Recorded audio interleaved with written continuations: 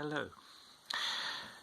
We are officially in Holy Week now, where we chart the final days of our Lord before his crucifixion and resurrection. Reading the breviary, there's quite an interesting little rubric at the end of Lauds during the Triduum. And it says that at the end of Lauds, a little clatter is made to break the silence. This is an unusual little rubric. It's also, it makes you sort of think of the fact that during the rites of Holy Week, the bell isn't used, but a what do they call it? A cratalis, a sort of ratchet, like used to have at old football matches, is used. Horrible noise, absolutely horrible noise.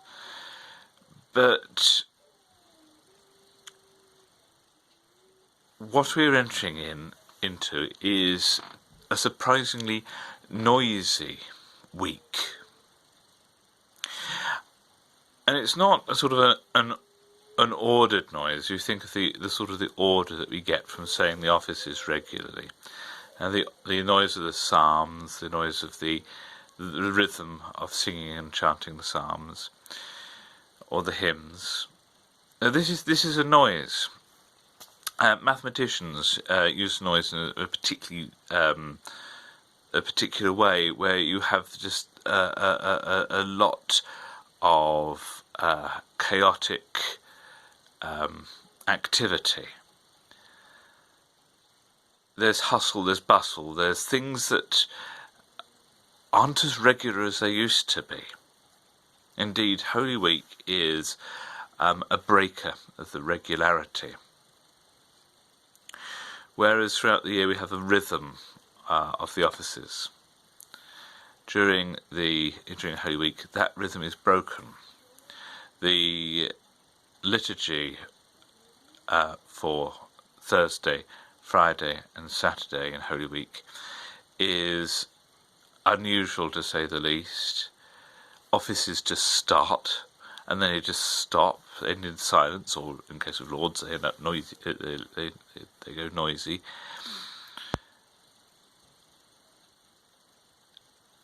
Mass on Maundy Thursday, the organ pipes up during the Glory. This is the first time the Glory has been said since the beginning of Lent, and then everything shuts down again.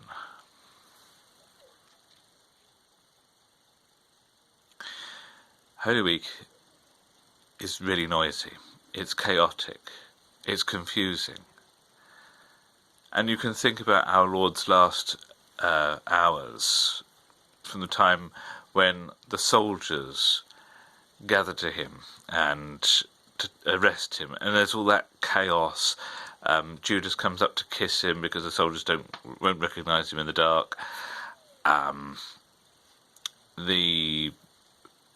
There's a confusion there. St. Peter lops off Malchus's ear, and the Lord puts it back on again. There's all this terrifying confusion. Even the gospel narratives between the gospels seems very confused and noisy, and well might it. The last hours of Jesus are not peaceful. It's not some sort of statuesque appearance of our Lord on the cross. We have crucifixes around, and everything's so very stylized, so very iconic in the literal sense of the word, all following a sort of pattern. The last hours of our Lord are confusing, disorienting, they are painful. Any order that you might see in life is thrown into disarray. And now you ask yourself, well, what does that remind me of? We go right back to Genesis 1, where there is chaos, where there is no order. And when God says, let there be light,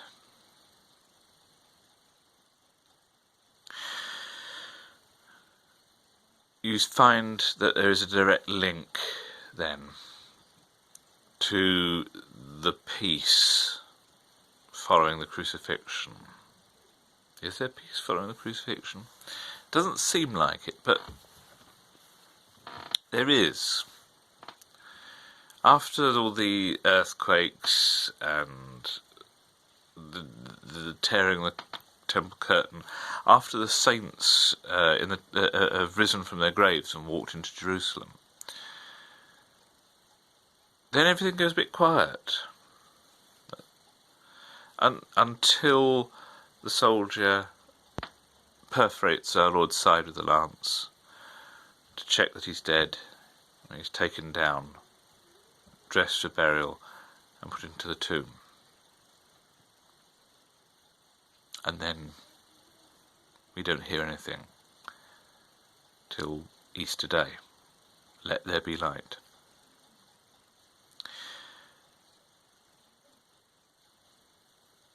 The crucifixion messes everything up. It turns creation on its head. The immortal God dies. The Almighty is weak. The all-knowing declares his being forsaken, though of course he is bringing to mind the great Psalm of Psalm 22, which ends very differently from how it begins.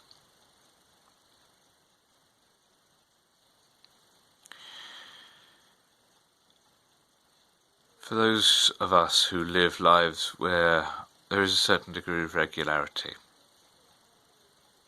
the chaos of the crucifixion breaks our comfortable regularity and forces us to look upon something that we really want to turn away from. It's not a beautiful statue of our Lord in some sort of exquisite agony. No, this is the blood, the sweat, the tears, the naked bleeding figure upon a cross in agony, trying desperately to breathe and failing to breathe, until that beautiful heart just stops. That regular beat, the heartbeat of life, beating hard in a chaotic fashion, stops.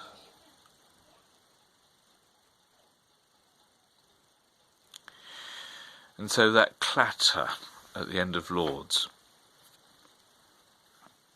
a representation of the confusion of the apostles trying to work out what on earth's going on, fearing for their lives, fearing for the wonderful things that they'd heard and seen, thrown into disarray. And so the purpose of Holy Week, the disruption to the liturgy, is to help us to engage with them, to engage with that damage, to engage with that fear, to engage with the agonies going on around us, in people whose lives are being disrupted daily by sickness, sorrow, poverty, death.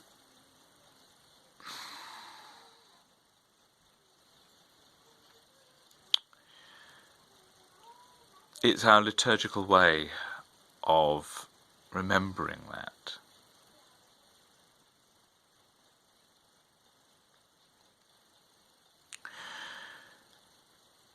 So we should be prepared to allow the chaos to enter our lives, so that we can be put into better order. For out of chaos, God creates order. And as we allow the chaos of our lives to come to a head in the death of our Lord Jesus Christ, then we allow our lives to become ordered, aligned more perfectly to Christ. We need to let this happen, disturbing and uncomfortable and painful and frightening though it is. Because then we see the resurrection for what it is. So God bless you. God bless you if your life is disrupted at the moment, uncomfortably so. God bless you that you may see the order from chaos that God brings to all those who will embrace him.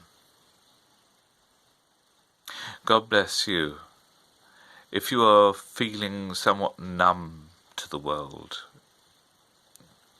numb through regularity, numb through boredom, that the chaos of Christ's crucifixion may stir you into life again.